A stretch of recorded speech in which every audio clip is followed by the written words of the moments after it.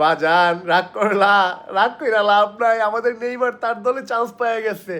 এই যে নেইমার 2026 বিশ্বকাপে ব্রাজিলের দলের মধ্যে থাকবো কি থাকবো না, এটা লইয়া যে কি একটা উৎকণ্ঠা সারা পৃথিবী জুইরা, এমন মনে হয় আগে কখনো হয়েছে কিনা আমার জানা নাই। আজকে ফুটবল ম্যাচ নাই, শুধু একটা দলের এই প্লেয়ারদের নাম ঘোষণা করবো, এটা লইয়া যে সারা পৃথিবীতে কি পরিমাণ মাতামাতি হয়েছে। আর ওই বইতো নাকি লিগে নাম রাজে নেইমার।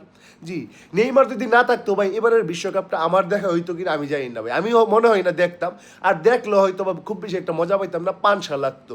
তারপরেও বলি ভাই, নেইমার যে ভাই নেইমার, এটা প্রায় প্রমাণ কইরা দেয়া গেছে ভাই, আমাদের সবার প্রিয়, আমাদের সবার কলজা, বিশেষ করে ব্রাজিল ফ্যান যারা, তারা লাগে কলজা। খালি ব্রাজিল ফ্যান যে তা না, আমি অনেক কইতে শুনতেছি, অনেক আর্জেন্টিনা ফ্যান যারা আছে আমার ভাইয়েরা, তারা কইতেছে ভাই নেইমাররে আমরা দলে চাই, নেইমার থাকলে আমরা ভালো লাগবো।